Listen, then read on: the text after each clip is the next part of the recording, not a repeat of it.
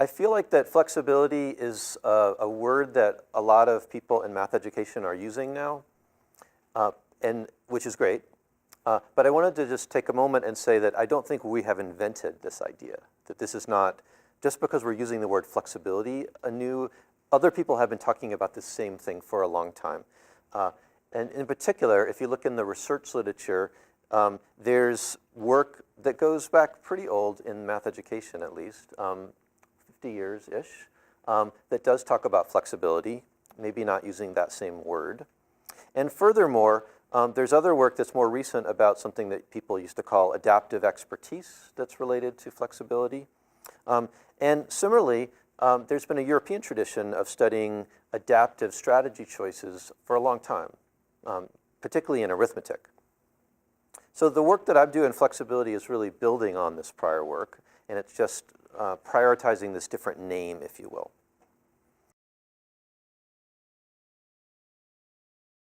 I've been engaged in some research that's looking at flexibility in several different countries, including in Finland, and looking to see whether there's interesting differences between the way that students develop flexibility or even our conception of flexibility in different countries.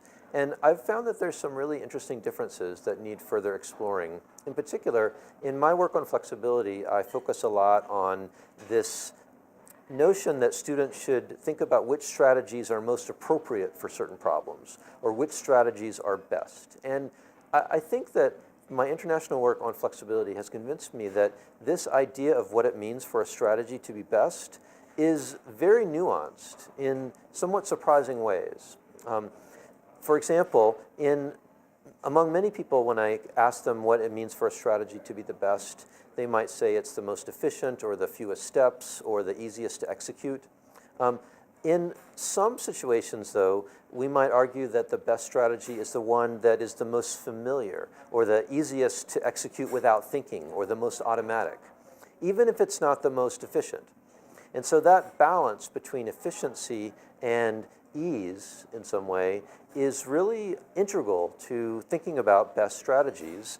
And often there is not one objective answer as to the question of which strategy is best. So what this has reaffirmed for me is that the point of research on flexibility, the point of teaching for flexibility is not that every student learns the best strategy for every problem. That's not the point, because arguably it's not possible to determine what is the objectively best strategy for every problem. Rather, the point of flexibility in our instruction is that students should be engaging in this conversation. This is a discussion that students should be having in classrooms about which strategies are best and why. Why should they be engaged in this discussion? Well, this is a deeply mathematical discussion. This is what mathematicians do. This is what the discipline of mathematics values, is conversations about which strategies are most clever or most elegant. And that's what students should be engaged in. And I don't think I would have arrived at that as a central component of flexibility work without looking at research internationally. It seems that there's a lot of interest in multiple countries in flexibility. In some of those countries, there are broad initiatives to improve flexibility amongst their students, as is the case here in Finland. But there's also other countries where this is more of a research idea now and less of a policy idea.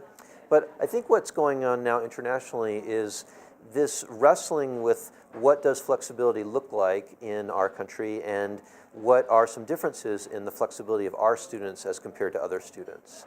So I've been involved in some international work with Finland, Sweden, Spain, and China about studying their students' flexibility. And I've found really interesting differences in students' flexibility.